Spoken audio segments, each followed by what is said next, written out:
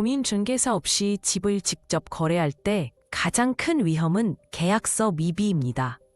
한국 법상 부동산 매매 계약서는 반드시 서면으로 작성되어야 하며 매매 목적물, 대금, 계약일자 등 필수 사안이 누락되면 계약 자체가 무효화될 수 있습니다.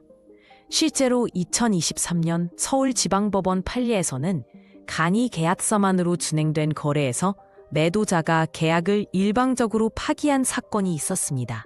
계약서 없이 진행된 거래는 나중에 발생할 수 있는 분쟁 시 아무런 법적 효력이 인정되지 않습니다. 매도자는 법적으로 집의 하자, 누수, 균열, 해충 등을 반드시 알려야 합니다. 공인중개사 없이 거래할 경우 매도자가 귀신집이나 구조적 하자를 고의로 숨기는 사례가 빈번합니다. 2022년 부동산 분쟁 조사에 따르면 직접 거래의 34%에서 하자 관련 분쟁이 발생했습니다. 특히 천장 누수나 보이지 않는 단열 문제는 입주 후 발견되는 경우가 많아 매수자는 수천만 원의 추가 수리비를 부담해야 합니다. 하자 은폐 사실이 밝혀지면 매도자는 민사상 손해배상 책임을 질 수 있습니다. 부동산 등기부 등본은 소유권 상태를 확인하는 가장 중요한 문서입니다. 직접 거래 시 등기부에 기재된 소유자, 근저당권, 전세권 등을 확인하지 않으면 심각한 문제가 발생할 수 있습니다.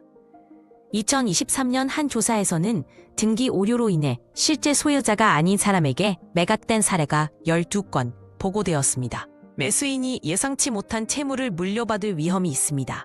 등기 절차를 생략하면 매매 자체가 무효화되거나 추가 비용이 발생할 수 있습니다. 직접 거래 시 중도금, 보통 매매가의 10%를 안전하게 보호하는 시스템이 없습니다. 공인중개사를 통해 거래할 경우 예금 보호 계좌가 의무화되지만 직접 거래 시 매도자가 중도금을 받고 잠적하는 사기가 빈번합니다.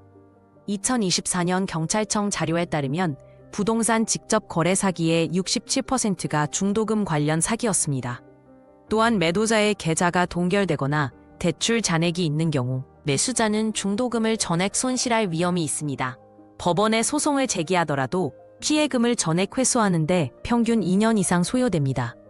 문제 발생 시 소송 비용과 시간적 손해가 큽니다. 직접 거래 분쟁은 평균 8개월 녹태 2년의 소송 기간이 소요되며 변호사비는 기본 1,000만 원 이상입니다. 2023년 서울중앙지법 자료에 따르면 부동산 직접 거래 소송의 72%에서 매도자가 패소했지만 판결금을 실제로 회수한 경우는 43%에 불과했습니다. 또한 소송 기간 동안 해당 부동산의 매매나 재개발이 제한되며 등기부에 소송 사항이 기록되어 향후 거래 가격이 하락할 수 있습니다. 전문가들은 사전 예방을 위해 공인중개사 활용을 강조합니다.